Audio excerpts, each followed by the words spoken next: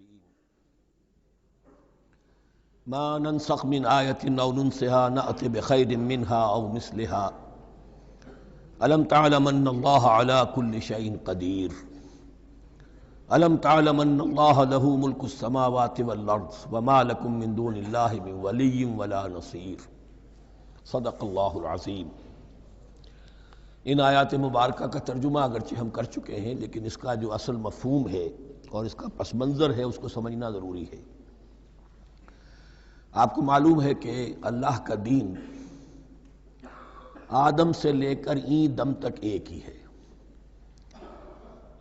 نوح کا دین، موسیٰ کا دین، عیسیٰ کا دین، محمد کا دین صلی اللہ علیہ وسلم علیہ الصلوۃ دین ایک ہی ہے۔ شریعتوں میں فرق رہا ہے، اور یہ فرق جو رہا ہے اس کا اصل سبب یہ ہے کہ نوع انسانی مختلف اعتبارات سے ارتقاء کی مراحل طے کر رہی تھی۔ ذہنی پختگی، شعور کی پختگی، پھر سوشل ایولیوشن، تمدنی ارتقاء، یہ مسلسل جاری تھا۔ لہذا اس ارتقاء کے جس مرحلے میں رسول آئے اسی کی مناسبت سے ان کو تعلیمات دے دی گئیں۔ ان میں وہ حصے بھی تھے کہ جو ایٹرنل ہیں، جو ہمیشہ رہیں گے، اور ایسے بھی تھے کہ جو اس زمانے کی مناسبت سے تھے۔ اب جب اگلا رسول آئے گا تو ظاہر بات ہے کہ ان میں سے کچھ چیزوں میں تغیر و تبدل ہو جائے گا، کچھ چیزیں نئی آ جائیں گی، کچھ پرانی ساقط ہو جائیں گی۔ یہ پرانی چیزوں کا ساقط ہونا یہ کہلاتا ہے ناسخ ہونا، ناسخ و منسوخ کا مسئلہ، کہ وہ حکم منسوخ ہو گیا اور اس کی جگہ پر کوئی اور حکم آ گیا ہے۔ یا تو اللہ تعالیٰ تعین کے ساتھ منسوخ فرماتے ہیں، یا یہ کہ اس شے کو سرے سے لوگوں کے ذہنوں سے زائل کر دیتے ہیں۔ اعتراض یہ کر رہے تھے یہودی کہ اگر تو یہ دین وہی ہے جو موسیٰ کا تھا تو ظاہر بات ہے کہ پھر شریعت پوری وہی ہونی چاہیے۔ اس کے اعتراض کا جواب ہے جو یہاں دیا جا رہا ہے، اور یہی مسئلہ پھر قرآن میں بھی ہے۔ قرآن کی بھی تدریج کے ساتھ شریعت کی تکمیل ہوئی ہے۔ جیسا کہ میں نے پہلے عرض کیا تھا، شریعت کا بلو پرنٹ آپ کو سورہ بقرہ میں مل جائے گا آگے چل کر، لیکن شریعت کی تکمیل ہوئی ہے سورہ مائدہ میں۔ یہ جو تقریباً 5-6 سال کا وقفہ ہے، اس میں کچھ احکام شروع میں دیے گئے، پھر ان میں رد و بدل کر کے، اور پھر آخر میں الیوم اکملت لکم دینکم واتممت علیکم نعمتی ورضیت لکم الاسلام دینا۔ تو یہ ناسخ و منسوخ کا مسئلہ صرف سابقہ شریعتوں اور شریعت محمدی میں نہیں ہے صلی اللہ علیہ وسلم، بلکہ خود شریعت محمدی میں بھی زمانی اعتبار سے ارتقاء ہوا ہے کہ پہلے شراب کے بارے میں حکم دیا گیا کہ اس کی مضرت زیادہ ہے، گناہ کا پہلو زیادہ ہے، کچھ فائدے بھی ہیں بس۔ اس کے بعد آیا اگر شراب کے نشے میں ہو تو نماز مت پڑھو، نماز کے قریب مت جاؤ۔ سورہ مائدہ میں آخری حکم آ گیا، حل انتم منتہون، اب باز آتے ہو کہ نہیں آتے، حرام کر دیا گیا۔ تو یہ تدریجاً ہوا ہے۔ تو ناسخ و منسوخ قرآن میں بھی ہے، اور ناسخ و منسوخ قرآن اور تورات کے مابین بھی ہے۔ تو ہم نہیں منسوخ کرتے کوئی آیت یا بھلوا دیتے ہیں اس کو، نأت بخیر منہا، ہم اس سے بھی بہتر لے آتے ہیں، او مثلہا، یا اس جیسی ہی۔ الم تعلم ان اللہ علی کل شیء قدیر، اب یہ کہ یہ تو اللہ کی اتھارٹی ہے، مالک الملک وہ ہے، دین اس کا ہے، اس میں وہ جس طریقے سے چاہے کسی چیز کے اندر تبدیلی پیدا کر دے۔ الم تعلم ان اللہ لہ ملک السماوات والارض ما لکم من دون اللہ من ولی ولا نصیر ام تریدون ان تسألوا رسولکم کما سئل موسیٰ من قبل، کیا تم یہ چاہتے ہو کہ سوال کرو یا مطالبہ کرو اپنے رسول سے بھی اسی طرح کے جس طرح کی باتیں کی گئی تھی موسیٰ سے پہلے؟ مثلا ہم دیکھ چکے ہیں کہ ان سے کہا گیا کہ ہم نہیں مانیں گے جب تک کہ اللہ کو دیکھ نہ لے عیاناً، یا اسی طرح کے اور مطالبے جو حضرت موسیٰ علیہ السلام سے کیے جاتے تھے۔ یہاں مسلمانوں کو سکھایا جا رہا ہے کہ اس روش سے باز آؤ، ایسی بات تمہارے اندر پیدا نہیں ہونی چاہیے۔ وَمَن يَتَبَدَّلِ الْكُفْرَ بِالْإِيمَانِ فَقَدْ ضَلَّ سَوَاءَ السَّبِيلِ، ظاہر بات ہے ایسی حرکتیں بھی اب مسلمانوں میں سے بھی جو منافقین ان میں شامل تھے وہی کر رہے ہوں گے۔ اس لیے فرمایا کہ جو کوئی ایمان کو ہاتھ سے دے کر کفر کو لے لے گا، یعنی منافق چونکہ دو طرفہ ہوتا ہے، اب اس کا بھی امکان ہوتا ہے کہ یکسو ہو جائے کفر کی طرف، اور اس کا بھی امکان ہوتا ہے کہ بالآخر یکسو ہو جائے ایمان کی طرف۔ مذبذبین بین ذالک کی کیفیت میں جو مبتلا ہے، اس کے دو یہ امکانات ہیں۔ تو جو کفر کی طرف جا کر مستقل طور پر راغب ہو گیا، اس کا ذکر ہے۔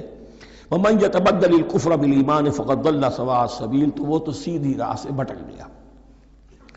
وَدَّ كَثِيرٌ مِّنْ أَهْلِ الْكِتَابِ لَوْ يَرُدُّونَكُم مِّن بَعْدِ إِيمَانِكُمْ كُفَّارًا، اہل کتاب میں سے بہت سے لوگ ہیں جو چاہتے ہیں کہ کسی طرح لوٹا کر لے جائیں تمہیں تمہارے ایمان کے بعد، پھر کفار بنا دیں۔ یہ ایسے ہی ہے کہ جیسے کسی بلی کی دم کٹ جائے تو وہ یہ چاہے گی کہ ساری بلیوں کی دمیں کٹ جائیں تاکہ وہ کوئی علیحدہ سے نمایاں نہ رہے۔ تو وہ چاہتے تھے کہ یہ چیزیں جو ہیں ان کو واپس لے آیا جائے، اہل ایمان کو بھی کفر میں لے آیا جائے۔ حسدا من عند انفسہم، اور یہ ان کا طرز عمل ان کے حسد کی وجہ سے کہ کیوں یہ نعمت جو ہے ان کو دے دی گئی۔ من بعد ما تبین لہم الحق، اس کے بعد کہ ان پر حق بالکل واضح ہو چکا ہے، وہ جان چکے ہیں، پہچان چکے ہیں، کسی مغالطے میں نہیں ہے، غلط فہمی میں نہیں ہے۔ فاعفوا واصفحوا، یہ بہت اہم ہے مقام۔ تو اے مسلمانوں، تم معاف کرتے رہو اور صرف نظر سے کام لو۔ اس کا اصل مطلب کیا ہے؟ ابھی تو چونکہ مدنی دور کا آغاز ہو رہا ہے، ابھی کشمکش کے اور کشاکش کے اور مقابلے کے اور تصادم کے بڑے سخت مراحل آ رہے ہیں۔ چونکہ تمہارا سب سے پہلا جو محاذ ہے وہ تو کفار مکہ کے خلاف ہے، سب سے بڑھ کر وہی آئیں گے، تم پر حملے کریں گے، جنگیں ہوں گی۔ تو فوری طور پر یہ جو آستین کے سانپ ہیں ان کو ابھی چھیڑو مت، جب تک یہ پڑے رہیں ڈورمنٹ، انہیں پڑا رہنے دو۔ ایک وقت آئے گا، یہاں یوں سمجھیے کہ یہ حکم دیا رہا ہے فی الحال انہیں چھیڑو مت، ان کے طرز عمل کے بارے میں زیادہ توجہ نہ دو۔ فاعفو، معاف کرتے رہو، درگزر کرتے رہو۔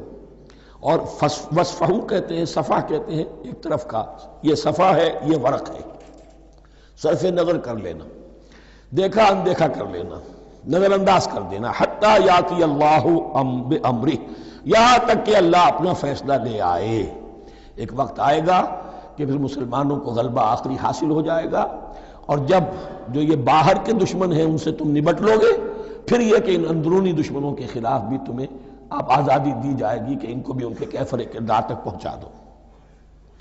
ان اللہ علی کل شیء قدیر، یقیناً اللہ ہر چیز پر قادر ہے۔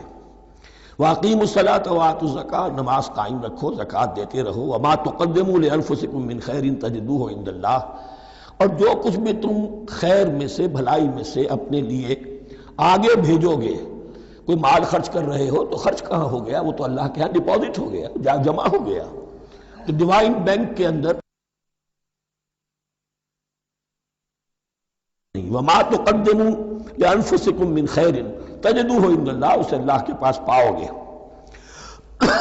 ان اللہ بما تعملون بصیر، یقیناً جو کچھ تم کر رہے ہو اللہ اسے دیکھ رہا ہے۔ وقالوا لن يدخل الجنة الا من كان هودا او نصارى۔ اب دیکھیے، جب یہ نئی امت اب تشکیل پا رہی ہے تو یہودی اور نصرانی جو ایک دوسرے کے دشمن تھے، مسلمانوں کے مقابلے میں جمع ہو گئے۔ انہوں نے کہنا یہ شروع کیا، وقالوا لن يدخل الجنة، ہرگز نہیں داخل ہوگا جنت میں، الا من كان هودا او نصارى، سوائے اس کے جو یا تو یہودی ہو یا نصرانی ہو۔ جیسے ہمارے ہاں بھی ہوتا ہے، اہل حدیث کے مقابلے میں دیوبندی بریلوی جمع ہو جائیں گے، چاہے وہ آپس میں ایک دوسرے کے ساتھ جو بھی ان کا بیر ہے وہ اپنی جگہ ہے۔ اسی طریقے سے اہل تشیع کے مقابلے میں شاید اور جو ہے اہل سنت کے لوگ جمع ہو جائیں۔ تو ایک کامن اینمی جب آ جاتا ہے تو پھر یہ ہے کہ وہ لوگ جن کے اپنے اندر بڑی کنٹرڈکشنز ہیں وہ پھر ایک متحدہ محاذ بناتے ہیں۔ وقالوا لن يدخل الجنة الا من كان هودا او نصارى تلك امانيهم، یہ لفظ دوبارہ آ گیا، یہ ان کی خواہشات ہیں، من گھڑت خیالات ہیں، ان کی وشفل تھنکنگ ہے۔ قل هاتوا برهانكم ان كنتم صادقين، کہو ان سے لاؤ کوئی دلیل اگر تم سچے ہو۔ دلیل کتاب سے لاؤ، کہیں تورات میں لکھا ہے یہ، کہیں یہ انجیل میں لکھا ہے؟ جو تورات اور جو انجیل تمہارے پاس ہے اسی میں سے دکھا دو کہ یہ لکھا ہوا ہو، کہیں لکھا ہوا نہیں۔ اب یہاں پر وہ یونیورسل ٹروتھ آ رہا ہے، بلا من اسلم وجہہ للہ وہو محسن، کیوں نہیں؟ ہر وہ شخص کے جو اپنا چہرہ اللہ کے سامنے جھکا دے اور وہ محسن ہو، اس کا رویہ صدق پر، سچائی پر، حسن کردار پر مبنی ہو، سر کا جھکانا منافقانہ نہ ہو، جزوی نہ ہو کہ کچھ مانا کچھ نہیں مانا۔ بلا من اسلم وجہہ للہ وہو محسن فلہ اجرہ عند ربہ، تو اس کے لیے اس کا اجر محفوظ ہے اس کے رب کے پاس۔ فلا خوف علیہم ولا هم یحزنون، نہ ان پر کوئی خوف ہوگا اور نہ ہی وہ حزن سے دوچار ہوں گے۔ یہ دوسری آیت ہے کہ جس سے کچھ لوگوں نے استدلال کیا ہے کہ ایمان بالرسالت ضروری نہیں۔ اب دیکھیے اس کا جواب وہی ہوگا، نمبر ایک تو یہ ہر جگہ پر ساری چیزیں بیان نہیں کی جایا کرتی، کوئی چیز کہیں بیان کی گئی، کوئی کہیں بیان کی گئی ہے۔ کتاب کو لینا ہے تو پوری کو پوری ایک کتاب کی حیثیت سے۔ دوسرا یہ کہ یہ سارا سلسلہ کرام جو ہے، جو دو بریکٹس کے مابین آ رہا ہے، اس میں پہلے سے ہے وَآمِنُوا بِمَا أَنزَلْتُ مُصَدِّقًا لِمَا مَعَكُمْ وَلَا تَكُونُوا أَوَّلَ كَافِرٍ بِهِ، تو وہ تو ضرب کھا رہی ہے اس پورے کے پورے مضامین کے سلسلے سے جو ان دو بریکٹوں کے درمیان آ رہا ہے۔ اب دیکھیے ایک طرف تو ان کا کہنا یہ تھا کہ جنت میں داخل نہیں ہوگا مگر وہی جو یہودی ہو یا نصرانی ہو۔ اب عمل کیا ہے؟ وَقَالَتِ الْيَهُودُ لَيْسَتِ النَّصَارَىٰ عَلَىٰ شَيْءٍ، یہودی کہتے ہیں نصارہ کی کوئی حیثیت نہیں، کوئی بنیاد نہیں، کوئی جڑ نہیں۔ وقالت النصارى ليست اليهود على شيء، اور نصارہ کہتے ہیں کہ یہود کی کوئی بنیاد نہیں، بے بنیاد لوگ ہیں، کوئی حقیقت ان کی حقانیت ہے ہی نہیں۔ وہم یتلون الکتاب، اور مزہ یہ ہے کہ دونوں ایک کتاب پڑھ رہے ہیں۔ اولڈ ٹیسٹمنٹ تو مشترک ہے یہودیوں میں اور عیسائیوں میں، یہ بہت اہم نکتہ ہے۔ اور جدید عیسائیت میں جو ایک بہت بڑی طاقت ابھر رہی ہے امریکہ میں، وہ ہے کہ جو یہ عیسائیت کو جیوڈائز کر رہی ہے، کیونکہ رومن کیتھولک مذہب جو تھا اس نے تو چونکہ گویا کہ سارا رشتہ توڑ لیا تھا بائبل سے، سارا اختیار پوپ کے ہاتھ میں آ گیا تھا، لیکن پروٹیسٹنٹس نے پھر بائبل کو قبول کیا۔ اب اس کی منطقی انتہا یہ کہ اولڈ ٹیسٹمنٹ کے اوپر بھی اب ان کی توجہ ہو رہی ہے کہ آخر یہ بھی تو ہم مانتے ہیں کہ ہماری کتاب ہے، اور اس میں جو کچھ لکھا ہے اس کو نظر انداز کیسے کر سکتے ہیں۔ تو حال ہی میں ہم نے جو ایک سیمینار کیا تھا امریکہ میں، جس میں ایک یہودی عالم بھی آئے تھے، ایک عیسائی بھی آئے تھے، اور مسلمانوں کی طرف سے بھی ہمارے ایک ساتھی بلال کوشل نے بات کی تھی، تو وہاں ایک یہودی عالم نے کہا کہ اس وقت اسرائیل کو سب سے بڑی سپورٹ جو مل رہی ہے وہ ان عیسائیوں سے مل رہی ہے امریکہ میں سے، کہ جو اس وقت ایونجلسٹ کہلاتے ہیں وہاں پر، اور جو ایک بڑا فرقہ بن کر ابھر رہے ہیں۔ بہرحال یہ ان کا طرز عمل ہے۔ وہم یتلون الکتاب، اور وہ دونوں کے دونوں کتاب کے پڑھنے والے ہیں۔ کذالک قال الذین لا یعلمون مثل قولہم، اسی طرح کہا تھا ان لوگوں نے کہ جو کچھ بھی نہیں جانتے، انہی کی سی بات کہی تھی، یعنی یہ اشارہ ہے مشرکین مکہ کی طرف۔ فاللہ یحکم بینہم یوم القیامۃ فیما کانوا فیہ یختلفون، تو اللہ تعالیٰ فیصلہ کر دے گا ان کے مابین قیامت کے دن ان تمام باتوں کا جن میں کہ یہ اختلاف کر رہے تھے۔ وَمَنْ أَظْلَمُ مِمَّنْ مَنَعَ مَسَاجِدَ اللَّهِ أَنْ يُذْكَرَ فِيهَا اسْمُهُ وَسَعَىٰ فِي خَرَابِهَا۔ اب دیکھیے یہاں جو بقیہ یہ آیات آ رہی ہیں، تو اگرچہ خطاب تو ہے وہ بریکٹس کے مابین، خطاب بنی اسرائیل، لیکن اب یہاں کچھ ریفرنسز اہل مکہ کی طرف شروع ہو گئے ہیں، اور اس کے بعد سے حضرت ابراہیم کا تذکرہ آئے گا، پھر تحویل قبلہ کا ذکر آئے گا۔ تحویل قبلہ میں ظاہر بات ہے کہ وہ قبلہ جو ہے وہ مشرکین مکہ کے قبضے میں تھا اس وقت۔ اس حوالے سے ریلیونٹ کچھ مضامین جو ہیں اس کی تمہید باندھی جا رہی ہے۔ یہ ساری تمہید ہے جو آگے آنے والا مضمون ہے تحویل قبلہ، جو علامت تھی اس بات کی کہ اب وہ سابقہ امت مسلمہ معزول کر دی گئی اور نئی امت محمد صلی اللہ علیہ وسلم اس مقام پر نصب کر دی گئی، انسٹال کر دی گئی۔ اس کے حوالے سے جو مسئلے اٹھیں گے، اسی لیے قال الذین لا یعلمون مثل قولہم، میں نے عرض کیا کہ یہ مشرکین مکہ کی طرف اشارہ ہے۔ وَمَنْ أَظْلَمُ مِمَّنْ مَنَعَ مَسَاجِدَ اللَّهِ يُذْكَرَ فِيهَا اسْمُهُ، اس سے بڑھ کر ظالم کون ہوگا جو اللہ تعالیٰ کی مسجدوں سے لوگوں کو روکے کہ وہ اس میں اس کا نام لے سکے۔ چونکہ مشرکین مکہ نے مسلمانوں کو محروم کر دیا تھا حرم سے، اب وہاں جانے کی ان کو اجازت نہیں تھی۔ سن 6 میں حضور گئے بھی ہیں، تب بھی یہ کہ صلح حدیبیہ ہو گئی، واپس آنا پڑا، عمرہ کرنے کی اجازت نہیں ملی۔ سن 7 میں پھر ہوا ہے، تو یہ 7 برس بہت شاخ گزرے ہیں محمد الرسول اللہ صلی اللہ علیہ وسلم اور اہل ایمان پر. اب یہاں ذکر ہو رہا ہے ان کا قریش کا. وَمَنْ أَظْلَمُ مِمَّنْ مَنَعَ مَسَاجِدَ اللَّهِ أَن يُذْكَرَ فِيهَا اسْمُهُ وَسَعَىٰ فِي خَرَابِهَا، اور وہ اس کی تخریب میں لگے ہوئے ہیں. یہ خراب تخریب سے اسی سے بنا ہے. یہ تخریب 2 طرح کی ہوتی ہے. ایک ظاہری تخریب ہوتی ہے، کسی مسجد کو گرا دینا، اور ایک ظاہری نہیں باطنی معنوی ہوتی ہے. وہ جو تخریب ہے وہ یہ ہے کہ توحید کی بجائے اسے شرک کا اڈا بنا دیا ہے. وہ تو دنیا کے بتکدوں میں پہلا وہ گھر خدا کا، ہم اس کے پاسباں ہیں، وہ پاسباں ہمارا. 360 بت رکھ دیے گئے اس گھر میں لا کر جو ابراہیم نے تعبیر کیا تھا توحید خالص کے لیے. وَسَعَىٰ فِي خَرَابِهَا، یہ لفظ ذرا نوٹ کر لیجئے. یہ ایک حدیث میں بھی آیا ہے، بڑی دلدوز حدیث ہے، اور میں چاہتا ہوں کہ آپ اسے ذہن میں رکھیں. حضور نے فرمایا یوشک ان یاتی علی الناس زمان، اندیشہ ہے کہ لوگوں پر یعنی میری امت پر ایک زمانہ ایسا بھی آ جائے گا. اب گنتے جائیے. لا یبقى من الاسلام الا اسمہ، اسلام میں سے اس کے نام کے سوا کچھ نہیں بچے گا. ولا يبقى من القرآن الا رسمہ، قرآن میں سے اس کے رسم الخط، الفاظ اور حروف کے سوا کچھ نہیں بچے گا. اسی کی اللہ تعالی نے ضمانت دی ہے، یہ محفوظ رہے گا رسم عثمانی. مساجدہم عامرۃ، ان کی مسجدیں آباد تو بہت ہوں گی. وہی خراب من الہدی، ہدایت سے خالی ہو جائیں گے. یہ خراب کے لفظ سے ہی خراب من الہدی. وعلماؤہم شر الناس تحت ادیم السماء، اور ان کے علماء آسمان کی چھت کے نیچے کی بدترین انسان ہیں. من عندہم تخرج الفتنۃ وفیہم تعود، فتنہ انہی کے اندر سے برآمد ہوگا، انہی میں گھس جائے گا. یعنی ان کا کام فتنہ انگیزی، مخالفت، جنگ و جدال، بھڑکانا، اپنے اپنے فرقے کے لوگوں کے جذبات کو بھڑکاتے رہنا اور مسلمانوں کے اندر اختلافات کو ہوا دینا. یہی ان کا کام رہ جائے گا. آج جن کو ہم علماء کہتے ہیں ان کی عظیم اکثریت اس کیفیت سے دوچار ہو چکی ہے. جب مذہب اور دین پیشہ بن جائے تو کوئی خیر اس میں باقی نہیں رہتا.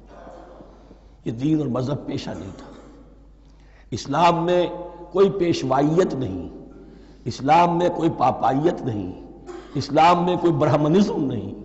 اسلام تو ایک کھلا، ہر شخص کتاب اللہ پڑھے، ہر شخص عربی سیکھے، ہر شخص کو امامت کے قابل ہونا چاہیے، ہر شخص اپنی بچی کا نکاح خود پڑھائے، ہر شخص اپنے والد کا جنازہ خود پڑھے. یہ جو ہم نے پیشہ بنا دیا ہے اور پھر انہیں پیسے دیتے، ظاہر بات ہے کہ پھر اس پیشے کے اندر تو پیشے میں عیب نہیں، رکھیے نہ فرہاد کو نام. پھر تو پیشہ میں تو جو کچھ پیشہ ورانہ چشمکیں ہوتی ہیں اور جو خباثتیں ہوتی ہیں وہ آتی ہیں. لیکن ساتھ ہی یہ بات واضح رہے کہ علماء حق سے دنیا خالی نہیں ہوگی. علماء حق بھی ہیں، لیکن کسی کے ماتھے پر لکھا ہوا نہیں ہوتا کہ یہ علماء حقانی میں سے اور یہ علماء سو میں سے ہے. باقی یہ صحیح بات ہے کہ اکثریت ادھر جا چکی ہے، ورنہ امت کا بیڑا غرق نہ ہوتا. سیدھی بات. جو بیڑا غرق ہوا ہے تو آخر کوئی سبب ہے. اولئک ما کان لہم ان یدخلوها الا خائفین، ایسے لوگوں کو تو سوائے اس کے ان کا کوئی مقام نہیں ہے کہ انہیں داخل ہونے کی بھی اجازت نہیں ہونی چاہیے اس میں، یعنی اللہ کی مسجدوں میں، مگر خوف زدہ ہو کر، ڈر کر. لہم فی الدنیا خزی، ان کے لیے دنیا میں بھی رسوائی اور ذلت ہے.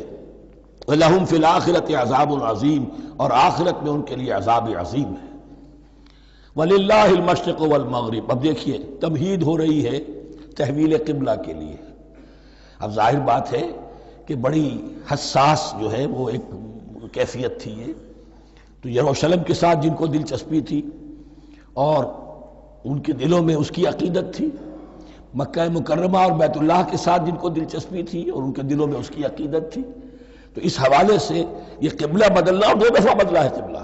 پہلے آ کے مدینے میں حضور نے یروشلم کی طرف 16 مہینے نماز پڑھی اور پھر تحویل قبلہ ہوا. تو اب اس میں کئی امتحان ہو گئے، وہ آگے آ جائے گا.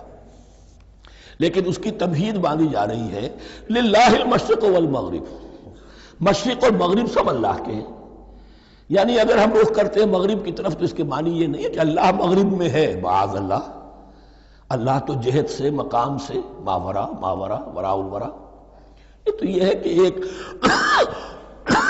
یکسانیت پیدا کرنے کے لیے، اجتماعی رنگ دینے کے لیے ایک چیز کو قبلہ بنا دیا، علامت ہے۔ غالب نے ٹھیک کہا ہے، قبلے کو اہل نظر قبلہ نما کہتے ہیں۔ قبلہ جو ہے وہ مسجود تو نہیں ہے پرے سرحد ادراک سے اپنا مسجود، قبلے کو اہل نظر قبلہ نما کہتے ہیں۔ للہ المشرق والمغرب فینما تولوا فثم وجہ اللہ، جدھر بھی تم رخ کرو گے وہ اللہ ہی کا رخ ہے۔ ان اللہ واسع علیم، یقیناً اللہ بہت وسعت والا ہے، بہت وسعت والا ہے، وہ کسی سمت میں محدود نہیں ہے، اور علیم ہے، ہر شے کا جاننے والا ہے۔ دیکھیے یہاں یہ آیت کہہ کے اور چھوڑ دیا مسئلہ، اگلے مسئلے پر آ گئے۔ آگے آپ کو پتہ چلے گا کہ یہ در حقیقت ایک تمہید باندھی جا رہی ہے تحویل قبلہ کے لیے۔ وقالوا اتخذ اللہ ولدا سبحانہ، اور ان میں وہ بھی ہیں، اب ظاہر بات ہے یہاں پھر اشارہ ہو رہا ہے وہ اہل مکہ کی طرف، جنہوں نے یہ کہا ہے کہ اللہ نے اولاد اپنے لیے اختیار کی، یعنی وہ کہتے تھے کہ یہ جو فرشتے ہیں یہ اللہ کی بیٹیاں ہیں، نصارہ کہتے تھے کہ حضرت مسیح اللہ کے بیٹے ہیں، اور یہودیوں کا بھی ایک گروہ ایسا تھا جو حضرت عزیر کو اللہ کا بیٹا کہتا تھا۔ بل لہ ما فی السماوات والارض، نہیں، آسمانوں اور زمین میں جو کچھ ہے اسی کی ملکیت ہے، سب مخلوق ہیں، مملوک ہیں، خالق اور مالک صرف وہ ہے۔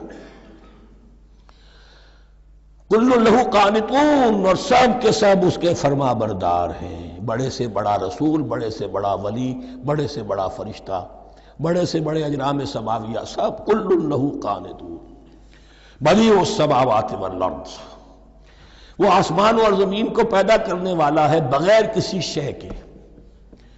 یہ ابداع اور خلق، ان میں فرق ہے۔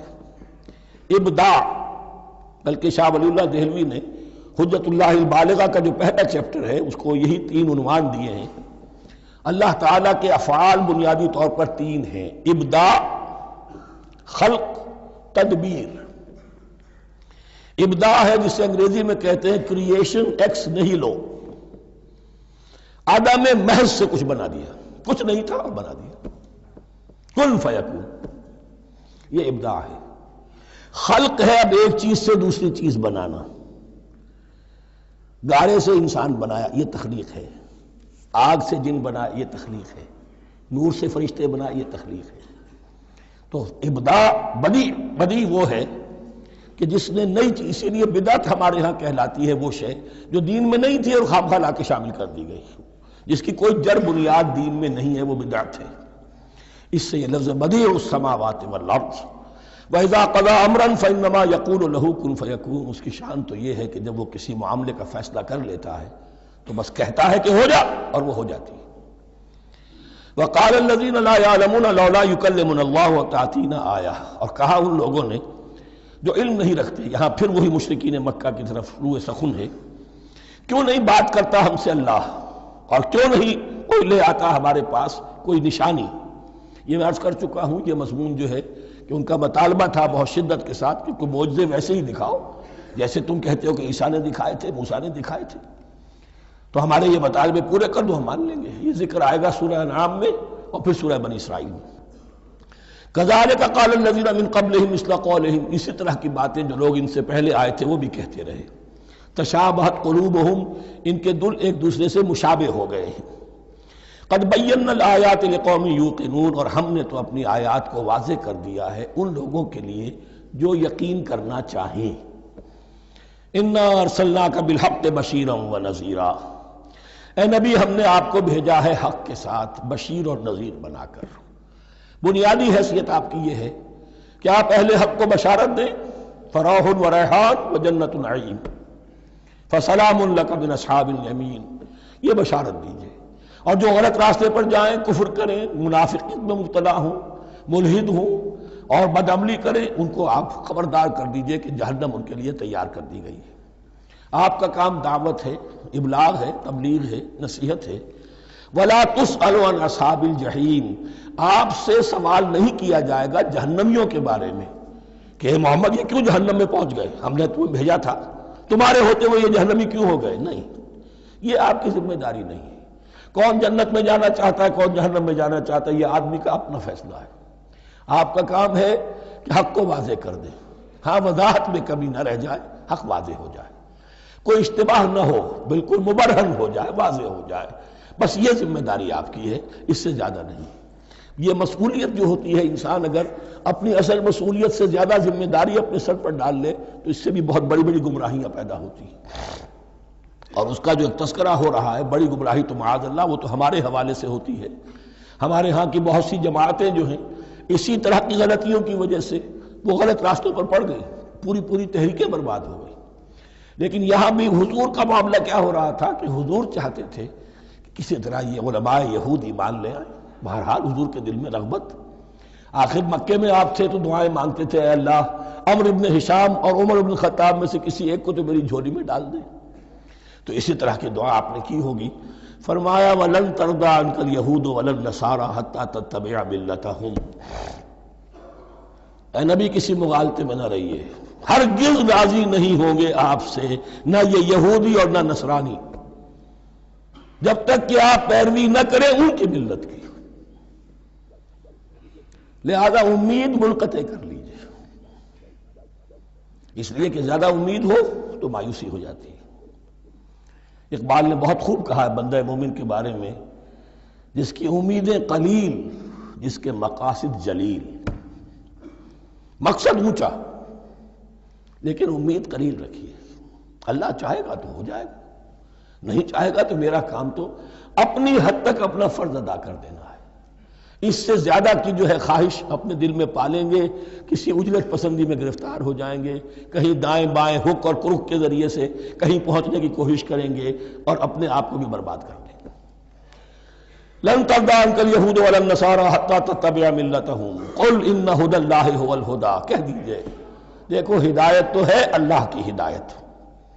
وَلَئِنِ اتَّبَعْتَ أَهْوَاءَهُمْ، اور نبی آپ بھی کان کھول کر سن لیں، اگر آپ نے ان کی خواہشات کی پیروی کی، یہاں ہم جوڑ دیں گے الفاظ بالفرض بفرض محال، اگر آپ نے ان کی خواہشات کی پیروی کی، کچھ چلو لے دو کر معاملہ کر لو، کچھ ان کی بات مانو، کچھ اپنی بات منوا لو۔ یہ مکے میں بھی قریش کی طرف سے بھی آیا تھا کہ کچھ اپنی بات منوا لیجئے، کچھ ہماری مانی، کمپرومائز کیجئے۔ اب ظاہر بات کہ یہاں اب یہود کے ساتھ یہی معاملہ ہے۔ وَلَئِنِ اتَّبَعْتَ أَهْوَاءَهُمْ بَعْدَ الَّذِي جَاءَكَ مِنَ الْعِلْمِ مَا لَكَ مِنَ اللَّهِ مِنْ وَلِيٍّ وَلَا نَصِيرٍ، اور اگر بفرض محال آپ نے پیروی کی ان کی خواہشات کی، اس کے بعد کہ آپ کے پاس علم آ چکا، تو نہیں ہوگا کوئی بھی اللہ کے مقابلے میں آپ کے لیے کوئی مددگار یا حمایتی۔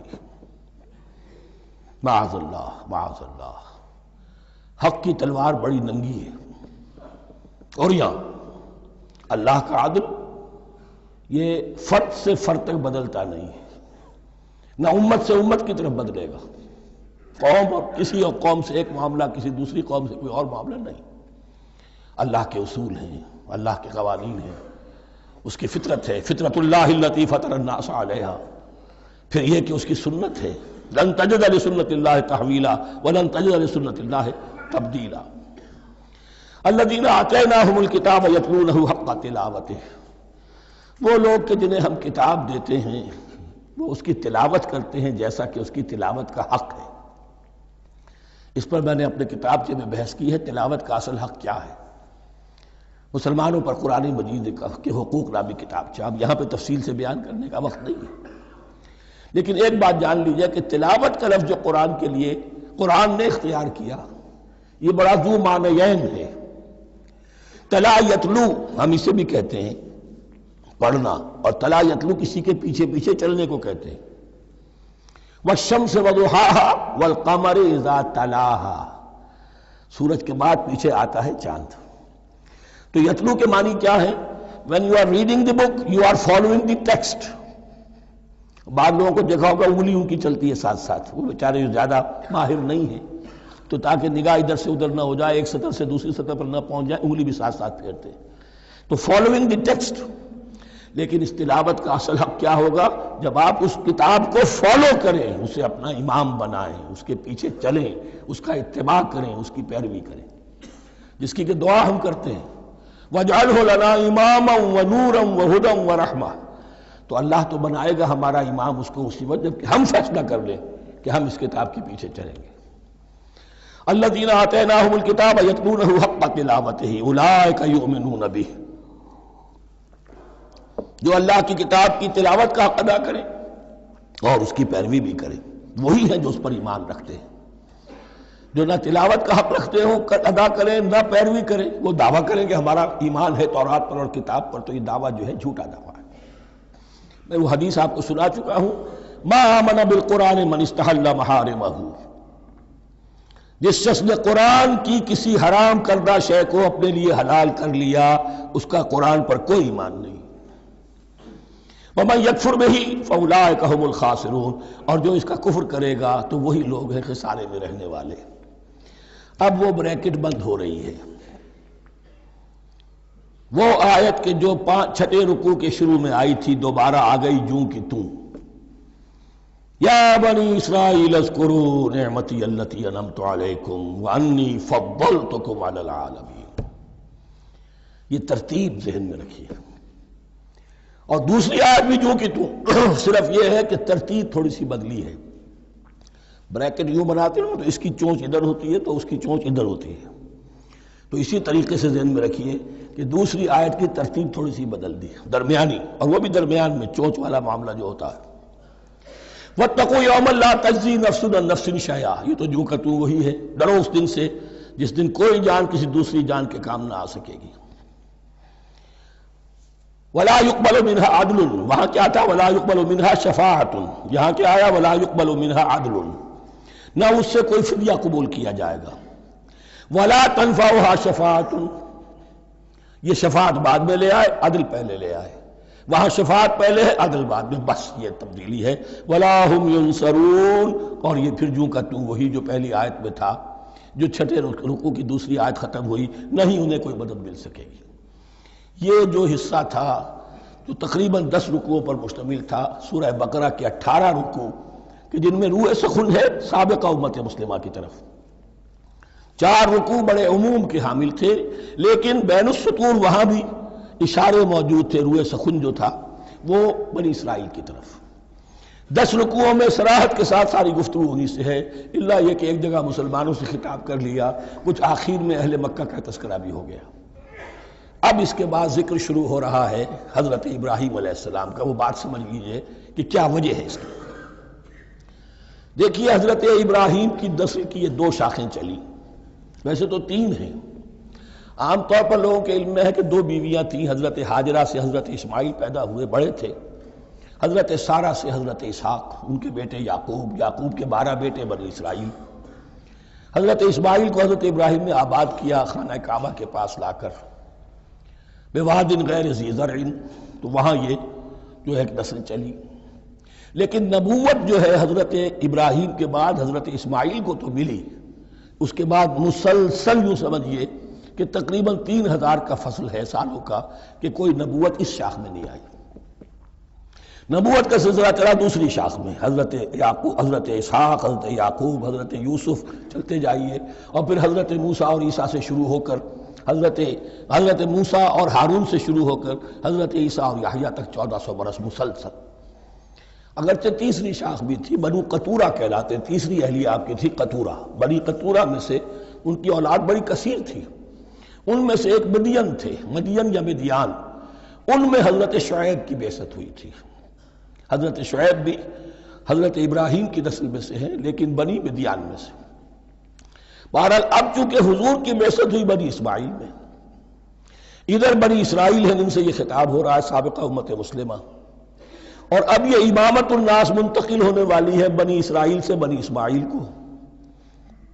تو اب اگر اس انتقال کے وقت نقل، اگر وہ جو کامن فیکٹر ہے اس کا تذکرہ کیا جائے تو بات آسان ہو جائے گی۔ ابراہیم ہی تو جد امجد ہے نا تمہارے، تم یعقوب کی اولاد ہو، ٹھیک ہے، لیکن یعقوب کس کے بیٹے تھے؟ اسحاق کس کے بیٹے تھے؟ ابراہیم کے۔ تو یہ دوسری نسل بھی تو ابراہیم ہی کی ہے۔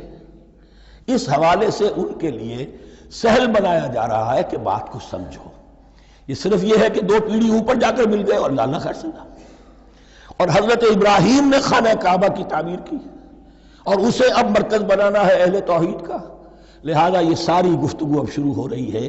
4 رکوع اب وہ ہیں، 15ویں سے شروع ہو کر 18ویں تک، جن کا اصل مضمون ہے تحویل قبلہ۔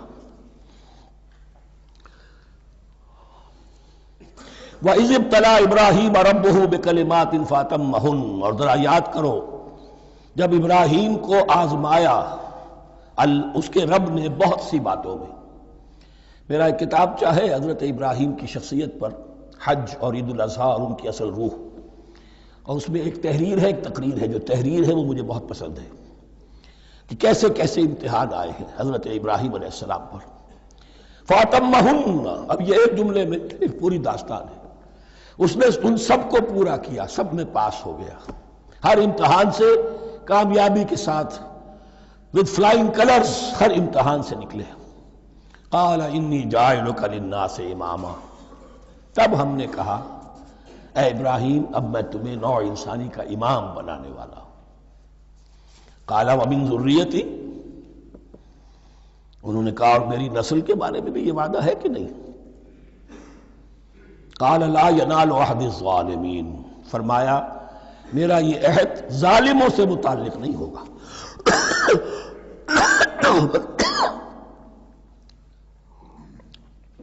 مطلب کیا ہوا کہ تمہاری نسل میں سے جو صاحب ایمان ہوں گے، نیک ہوں گے، سیدھے راستے پر چلیں گے، ان سے ہمارا وعدہ ہے، لیکن نسلیت کی بنیاد پر نہیں ہے کہ جو بھی تمہاری نسل میں سے لازماً وہ اس وعدے کا مصداق بن جائے۔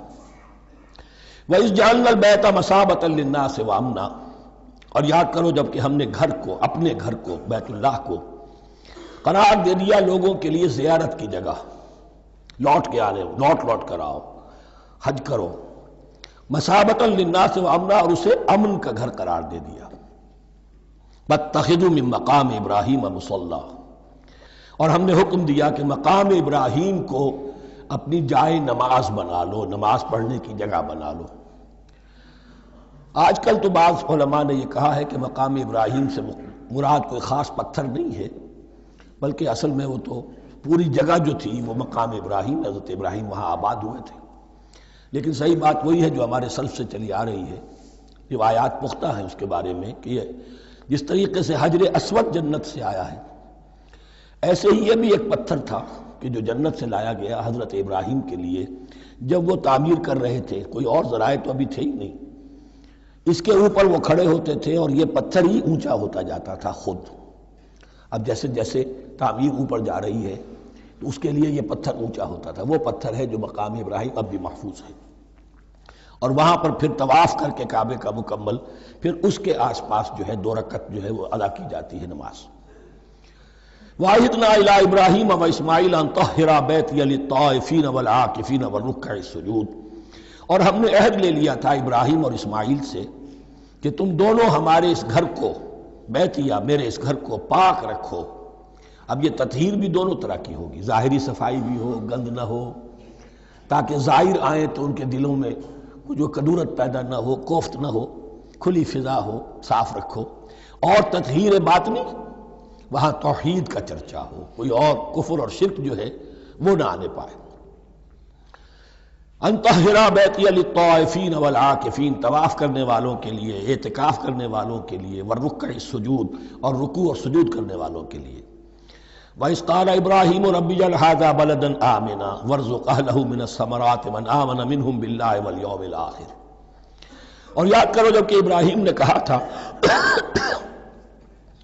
اے میرے پروردگار اس گھر کو امن کی جگہ بنا دے، اور اس کے رہنے والوں، اس کے ہاں آباد ہونے والوں کو یعنی بنی اسماعیل کے لیے ان کو رزق عطا فرما، میووں کا اور پھلوں کا۔ من آمن منہم باللہ والیوم الآخر، اب یہاں حضرت ابراہیم خود رک گئے کہ میں اپنی ساری اولاد کے لیے یہ دعا نہ کروں، اس لیے کہ وہاں روک دیا گیا تھا لا ینال عہد الظالمین۔ تو جو بھی ان میں سے ایمان اور عمل صالح والے ہوں اور یوم آخر پر ایمان رکھتے ہوں، اجعل هذا البلد آمنا وارزق اهله من الثمرات من آمن منهم بالله واليوم الآخر۔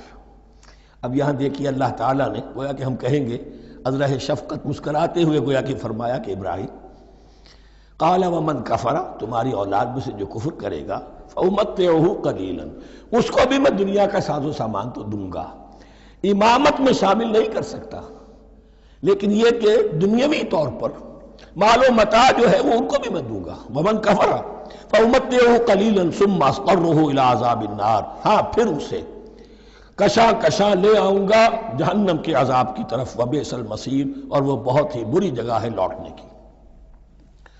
وَإِذْ يَرْفَعُ إِبْرَاهِيمُ الْقَوَاعِدَ مِنَ الْبَيْتِ وَإِسْمَاعِيلُ، اور یاد کرو جب کہ ابراہیم اٹھا رہے تھے ہمارے گھر کی بنیادوں کو، اور اسماعیل، باپ بیٹا دونوں لگے ہوئے تھے. یہاں لفظ جو قواعد آیا ہے اس کو نوٹ کیجئے. قواعد قاعدے کی جمع ہے اور یہ بنیادوں کو کہا جاتا ہے. اور اس میں اشارہ ہے حضرت ابراہیم اصل معمار اور بانی نہیں ہے کعبے کے. کعبہ بنایا ہے حضرت آدم نے. ان اول بیت وضع للناس للذی ببکہ، پہلا گھر. اب کیسے ممکن تھا حضرت آدم علیہ السلام کے زمانے سے لے کر اور حضرت ابراہیم تک کم و بیش جو ہے 4000 برس ہے. عام اندازہ جو ہے تورات کا اگر آپ لگائیں تو کوئی مسجد نہیں بنی ہوگی کیا؟ یہ پہلا گھر ہے، پہلا وہ گھر خدا کا. تو اس کی بنیادیں رہ گئی تھیں، باقی وہ امتداد زمانہ سے، اور چونکہ یہ سیلاب کا راستہ تھا، سیلاب کی وجہ سے وہ سب جو ہے دیواریں بہہ گئی تھی، صرف بنیادیں تھیں. ان بنیادوں کو پھر وَإِذْ بَوَّأْنَا لِإِبْرَاهِيمَ مَكَانَ الْبَيْتِ، یہ سورہ حج میں جا کر مضمون تفصیل سے آئے گا. اب میں آئے گا کہتا ہوں، آ چکا ہے حقیقت کے اعتبار سے، اس لیے کہ یہ ساری مکی صورتیں ہیں جو نازل ہو چکی ہیں سورہ بقرہ سے بہت پہلے. تو جب وہ ان بنیادوں کو اٹھا رہے تھے تو دعائیں مانگ رہے تھے. ربنا تقبل منا انک انت السمیع العلیم، اے رب ہماری اس کوشش کو، ہماری اس مشقت کو، محنت کو قبول فرما. باہر گھر بنا رہے ہیں، پتھر اٹھا اٹھا کر لا رہے ہیں. حضرت اسماعیل کی عمر اس وقت لگ بھگ 13 برس ہے، ہاتھ بٹا رہے ہیں. ربنا تقبل منا انک انت السمیع العلیم، اے رب ہماری اس کوشش کو شرف قبول عطا فرما. یقیناً تو سب کچھ سننے والا اور جاننے والا ہے. ربنا وجعلنا مسلمین لک، اور اے رب ہمیں اپنا فرما بردار بنائے رکھ. نوٹ کیجئے ابراہیم کہہ رہے ہیں. تو میں اور آپ اگر مطمئن ہو جائیں کہ میری موت لازماً حق پر ہوگی تو بہت بڑا دھوکہ ہے. ڈرتے رہنا چاہیے، اللہ کی پناہ طلب کرتے رہنا چاہیے. ربنا وجعلنا مسلمین لک، اے اللہ ہم دونوں کو اپنا فرما بردار بنائے رکھ. ومن ذریتنا امۃ مسلمۃ لک، اور ہم دونوں کی نسل میں سے اٹھائیو برپا کی جو ایک امت جو تیری فرما بردار امت ہو. وارنا مناسکنا، اور اے پروردگار تیرا گھر تو ہم نے یہ بنا دیا، اب اس کے جو رسومات ہیں وہ ہمیں سکھا، جو مناسک حج ہیں. ارنا مناسک، اب کیسے حج کریں، کیا آداب ہوں گے، طواف کیسے ہوگا، کیا کریں گے. وتب علینا، اور ہم پر اپنی شفقت کی نظر فرما. انک انت التواب الرحیم، یقیناً تو ہی ہے بہت ہی زیادہ توبہ کا قبول فرمانے والا اور شفقت کے ساتھ رجوع کرنے والا اور رحم فرمانے والا. ربنا وبعث فیہم رسولا منہم،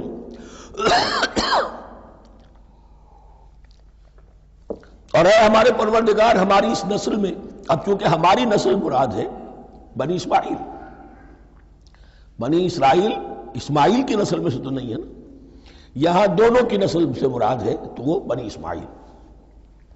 ہماری اس نسل میں اٹھائیو ایک رسول انہی میں سے، باہر کا نہ ہو، کوئی مغایرت کا، اجنبیت کا پردہ حائل نہ ہو. وہ کیا کرے، یتلو علیہم آیاتک، تیری آیات ان کو پڑھ کر سنائے. وَيُعَلِّمُهُمُ الْكِتَابَ وَالْحِکْمَةَ، اور صرف سنائے نہیں، تعلیم دے انہیں کتاب اور حکمت کی. صرف سنا دینا تو بہت آسان کام ہے، سکھانا، تعلیم دینا، دلوں میں بٹھانا. اور حکمت، وَيُزَكِّيهِمْ، اور ان کو پاک کرے، ان کا تزکیہ کرے، ان کے دلوں میں تیری محبت اور آخرت کی طلب کے سوا کوئی طلب باقی نہ رہنے دے. انک انت العزیز الحکیم، یقیناً پروردگار تو ہی ہے زبردست اور کمال حکمت والا. وَمَن يَرْغَبُ عَن مِّلَّةِ إِبْرَاهِيمَ إِلَّا مَن سَفِهَ نَفْسَهُ، اور ایسا شخص کون سا ہوگا جو ابراہیم کے طریقے سے منہ موڑے. یہ رغبت کا نظر بھی زبان میں دونوں طرف جاتا ہے. رغبہ الہ، کسی شے کی طرف رغبت ہونا، محبت ہونا، میلان ہونا، اور رغبہ عن، کسی شے سے متنفر ہونا، کسی شے سے ابا کرنا، اس کو چھوڑ دینا۔ وَمَن يَرْغَبُ عَن مِّلَّةِ إِبْرَاهِيمَ إِلَّا مَن سَفِهَ نَفْسَهُ، سوائے اس کے جس نے اپنے آپ کو حماقت ہی میں مبتلا کرنے کا فیصلہ کر لیا ہو، اور کون ہوگا جو ابراہیم کے طریقے سے منہ موڑے۔ وَلَقَدِ اسْتَفَيْنَاهُ فِي الدُّنْيَا، اور ہم نے تو اسے دنیا میں بھی پسند کر لیا تھا، چن لیا تھا۔ وَإِنَّهُ فِي الْآخِرَةِ لَمِنَ الصَّالِحِينَ، اور یقیناً آخرت میں بھی وہ ہمارے صالح بندوں میں سے ہوں گے۔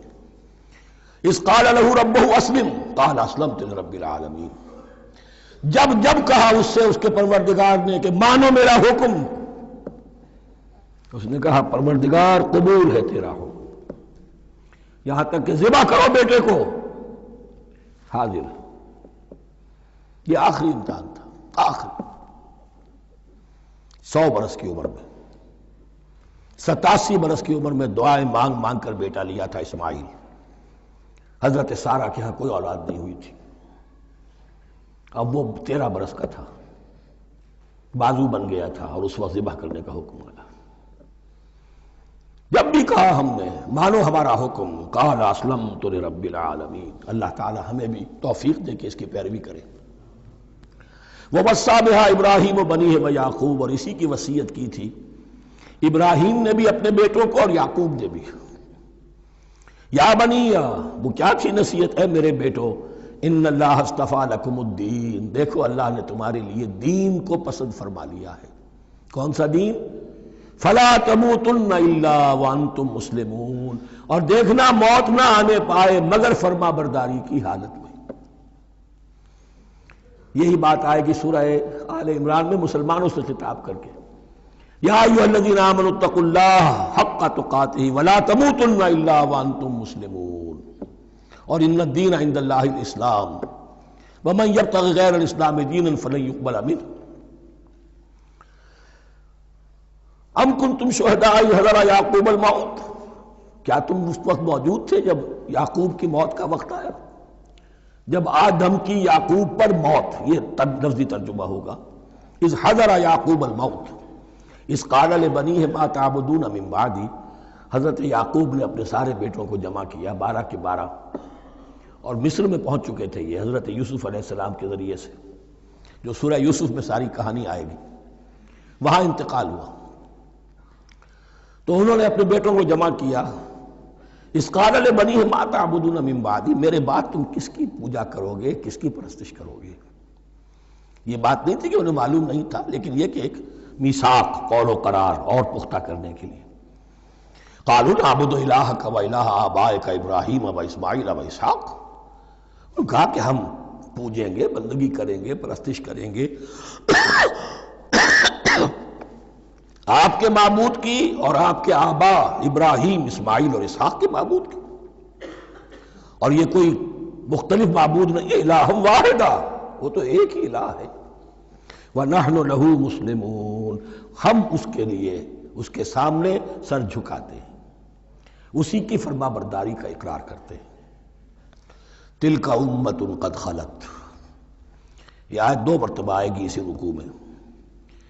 یہ ایک گروہ تھا انسانوں کا جو گزر گیا، ابراہیم، اسماعیل، اسحاق، یعقوب، ان کی اولاد، قد خلت، وہ گزر گئے۔ لہا ما کسبت ولکم ما کسبتم، ان کے لیے تھا جو انہوں نے کمایا، اور تمہارے لیے ہوگا جو تم کماؤ گے۔ یعنی یہاں پدرم سلطان بود کا کوئی مقام نہیں ہے، ہر شخص کے لیے اپنا عمل، اپنا ایمان، اپنی کمائی۔ وَلَا تُسْأَلُونَ عَمَّا كَانُوا يَعْمَلُونَ، تم سے یہ نہیں پوچھا جائے گا کہ وہ کیا کرتے تھے، تم سے پوچھا جائے گا تم کیا کر کے لائے ہو۔ تو راچے ہے پدرم سلطان بود، تو راچے ہے، تم کیا ہو بھائی، تو اپنی بات کرو، باپ تمہارا سلطان تھا، ہوگا۔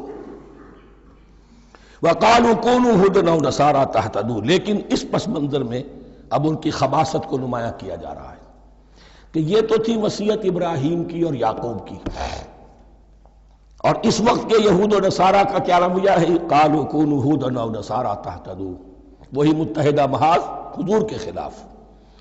یا تو یہودی، انہوں نے کہا کہ یا یہودی ہو جاؤ یا نصرانی، تو ہدایت پر ہو جاؤ گے، قل بل ملت ابراہیم حنیفا، کہہ دیجئے نہیں، بل نتبع، ہم تو نتبع یہاں پر محذوف مانیے، بل نتبع ملت ابراہیم حنیفا، نہیں ہم تو پیروی کریں گے ابراہیم کے طریقے کی بالکل یکسو ہو کر، وما کان من المشرکین، اور وہ مشرکوں میں سے نہیں تھے۔ قولوا آمنا باللہ، اب یہاں مسلمانوں کو حکم دیا جا رہا ہے، دیکھو تم ان کے جو کچھ وہ کہتے ہیں اس کے جواب میں تم یہ کہو، قولوا کہو آمنا باللہ، ہم ایمان رکھتے ہیں اللہ پر، وما انزل الینا، اور جو کچھ نازل کیا گیا ہماری جانب، وما انزل الی ابراہیم و اسماعیل و اسحاق و یعقوب، اور جو کچھ نازل کیا گیا ابراہیم اور اسماعیل اور اسحاق اور یعقوب کی طرف، والاسباط، اور ان کی اولاد کی طرف، وما اوتی موسیٰ و عیسیٰ، اور جو کچھ دیا گیا موسیٰ کو اور عیسیٰ کو، وما اوتی النبیون من ربہم، اور جو کچھ دیا گیا تمام نبیوں کو ان کے رب کی طرف سے، لا نفرق بین احد منہم، ہم ان میں سے کسی کے مابین تفریق نہیں کرتے، ہم سب کو مانتے ہیں۔ دیکھیے ایک ہے تفضیل، کسی کو ایک کو زیادہ افضل سمجھنا دوسرے سے، یہ اور بات ہے، وہ تو سورہ آل عمران میں آئے گا تلک الرسل فضلنا بعضهم علی بعض، تفریق یہ کہ ایک کو مانے ایک کو نہ مانے، ان رسولوں میں سے ایک کا انکار سب کا انکار ہے، لا نفرق بین احد منہم ونحن له مسلمون، اور ہم نے تو اسی کی فرما برداری کا قلادہ اپنی گردن میں ڈال دیا ہے۔ فَإِنْ آمَنُوا بِمِثْلِ مَا آمَنْتُمْ، پھر اے مسلمانوں اگر یہ بھی ایمان لائیں یہود اور نصارہ بالکل اسی طرح جیسے تم ایمان لائے ہو، نو کمپرومائز، ٹھیک ٹھیک وہی دین اختیار کریں، وہی راستہ جو کہ محمد کے ذریعے سے تمہیں دیا گیا صلی اللہ علیہ وسلم، فَإِنْ آمَنُوا بِمِثْلِ مَا آمَنْتُمْ بِهِ فَقَدْ اهْتَدَوْا، تب وہ ہدایت پر ہوں گے، وَإِنْ تَوَلَّوْا، اور اگر وہ پیٹھ موڑ لیں، فَإِنَّمَا هُمْ فِي شِقَاقٍ، تو اس کے معنی یہ ہیں کہ وہ زدم زدہ میں اور دشمنی کے اندر وہ مبتلا ہو چکے ہیں۔ فَسَيَكْفِيكَهُمُ اللَّهُ، تو اے نبی آپ کے لیے ان کے مقابلے میں اللہ کافی رہے گا، آپ فکر نہ کریں، آپ کسی کمپرومائز کی دعوت کی طرف توجہ ہی نہ دیں، کچھ دو کا معاملہ سوچیں بھی نہ، ان کی مخالفتوں سے آپ مرعوب نہ ہوں، ان کی دھمکیوں کا کوئی اثر نہ لیں، فَسَيَكْفِيكَهُمُ اللَّهُ، اللہ کافی رہے گا آپ کے لیے ان سب کے مقابلے میں، وَهُوَ السَّمِيعُ الْعَلِيمُ، اور یقیناً وہ سب کچھ سننے والا اور جاننے والا ہے، ایسا نہیں ہے کہ اسے معلوم نہ ہو کہ آپ اس وقت کن حالات میں ہیں، کیسی مشکلات میں ہیں، کس طرح کی نازک صورتحال دن بدن جو ہے شکل بدل رہی ہے، لیکن آپ قائم رہیں۔ یہ ہے جگہ جہاں پر خون پڑا ہوا ہے، اس نسخے میں جو حضرت عثمان تلاوت فرما رہے تھے، اور اس وقت باغیوں نے انہیں شہید کیا ہے، ان کی زوجہ محترمہ نائلہ، انہوں نے بچانا چاہا ہے تو ان کی انگلیاں کٹ گئیں، اور خون جو ہے وہ فَسَيَكْفِيكَهُمُ اللَّهُ، ان الفاظ پر وہ خون پڑا ہے، وہ دبا اب بھی موجود ہے۔ وَهُوَ السَّمِيعُ الْعَلِيمُ، اور وہ سب کچھ سننے والا اور جاننے والا ہے۔ صبغۃ اللہ، کیا معنی یہاں پر بھی ایک آپ کو محذوف ماننا ہوگا، اخترنا صبغۃ اللہ، ہم نے تو اختیار کر لیا ہے اللہ کے رنگ کو، وَمَنْ أَحْسَنُ مِنَ اللَّهِ صِبْغَةً وَنَحْنُ لَهُ عَابِدُونَ، اور اللہ سے بہتر رنگ کس کا ہوگا، اور ہم تو بس اسی کی بندگی، اسی کی پرستش کرنے والے ہیں۔ قُلْ أَتُحَاجُّونَنَا فِي اللَّهِ وَهُوَ رَبُّنَا وَرَبُّكُمْ، اے نبی ان سے کہیے کہ کیا تم ہم سے محاجہ کر رہے ہو، حجت بازی کر رہے ہو، جھگڑ رہے ہو، دلیل بازی کر رہے ہو اللہ کے بارے میں؟ وَهُوَ رَبُّنَا وَرَبُّكُمْ، وہ تو ہمارا رب بھی ہے تمہارا رب بھی ہے، رب تو ایک ہے، رب بھی ایک، اس کا دین بھی ایک، ہاں شریعتوں میں فرق ہوا ہے۔ قُلْ أَتُحَاجُّونَنَا فِي اللَّهِ وَهُوَ رَبُّنَا وَرَبُّكُمْ وَلَنَا أَعْمَالُنَا وَلَكُمْ أَعْمَالُكُمْ، رب تو ہمارا بھی وہ تمہارا بھی وہ، البتہ ہمارے لیے ہوں گے ہمارے عمل، تمہارے لیے ہوں گے تمہارے عمل۔ وَنَحْنُ لَهُ مُخْلِصُونَ، اور ہم تو اس کے لیے اپنے آپ کو خالص کر لینے والے ہیں۔ یہ ذرا 3 الفاظ یہاں پہ نوٹ کر لیجئے، یہ میرے اور آپ کے لیے لمحہ فکریہ ہیں۔ نحن لہو مسلمون، 136ویں آیت اس پر ختم ہوئی، ہم اس کے سامنے سر تسلیم خم کرتے ہیں، ان میں سے تو ہم بھی شامل ہیں۔ وَنَحْنُ لَهُ عَابِدُونَ، آیت نمبر 138۔ ہم اس کی بندگی کرنے والے ہیں، اسی کی بندگی کرنے والے ہیں۔ تو صرف اسلام نہیں، عبادت اور ٹوٹل عبادت، ٹوٹل بندگی، پوری زندگی میں اس کے ہر حکم کی پیروی اور اطاعت۔ اس سے آگے بات آئی وَنَحْنُ لَهُ مُخْلِصُونَ، یہ عبادت اخلاص کے ساتھ نہیں ہے تو منافقت ہے۔ اس عبادت سے کوئی دنیا کی منفعت پیش نظر نہ ہو، سوداگری نہیں، یہ عبادت خدا کی ہے۔ دنیا بنانا، دنیا کمانا، دین کو ذریعہ بنانا، اس سے بڑا، اس سے بڑی اور اس سے گری ہوئی کوئی حرکت نہیں۔ اخلاص، حضور نے فرمایا من صلی یرائی فقد اشرکا ومن صام یرائی فقد اشرکا ومن تصدق یرائی فقد اشرکا۔ جس نے نماز پڑھی دکھاوے کے لیے اس نے شرک کیا، جس نے روزہ رکھا دکھاوے کے لیے اس نے شرک کیا، اور جس نے صدقہ خیرات دیا دکھاوے کے لیے اس نے شرک کیا۔ وَنَحْنُ لَهُ مُخْلِصُونَ، نَحْنُ لَهُ مُسْلِمُونَ، نَحْنُ لَهُ عَابِدُونَ، نَحْنُ لَهُ مُخْلِصُونَ۔ اللهم ربنا اجعلنا منهم، اللهم ربنا اجعلنا منهم۔ ام تقولون ان ابراہیم واسماعیل واسحاق ویعقوب والاسباط كانوا هودا او نصارا، کیا تمہارا کہنا یہ ہے کہ ابراہیم اور اسماعیل اور اسحاق اور یعقوب اور ان کی اولاد یہودی تھے یا نصرانی تھے؟ تم جو کہتے ہو کہ یا یہودی ہو جاؤ یا نصرانی تب ہدایت پاؤ گے، تو ابراہیم یہودی تھے یا نصرانی؟ اور اسحاق اور یعقوب اور یوسف اور موسیٰ اور عیسیٰ یہ کون تھے؟ یہی بات آج مسلمانوں کو سوچنی چاہیے۔ محمد الرسول اللہ اور ان کے اصحاب دیوبندی تھے یا بریلوی تھے یا اہل حدیث تھے یا شیعہ تھے یا سنی تھے؟ ان تقسیموں سے اوپر ہونے کی ضرورت ہے۔ اللہ کے ساتھ اخلاص کا تقاضا یہ ہے، ٹھیک ہے ایک فقہی مسلک کے اعتبار سے ایک شخص کسی مسلک کی پیروی کر رہا ہے، لیکن اپنے آپ کو اس سے آئیڈینٹیفائی کرانا اور اس مسلک کو مقدم رکھنا دین پر، اور اس مسلک ہی کے لیے محنت اور مشقت اور بھاگ دوڑ تبلیغ ہو رہی ہے اسی کی، یہ چیز بالکل اس اصل حقیقت کے خلاف ہے کہ جو اللہ کے دین نے ہمیں سکھائی۔ ام تقولون ان ابراہیم واسماعیل واسحاق ویعقوب والاسباط كانوا هودا او نصارا قل انتم اعلم ام اللہ، کہیے ان سے کہ تم زیادہ جانتے ہو یا اللہ زیادہ جانتا ہے۔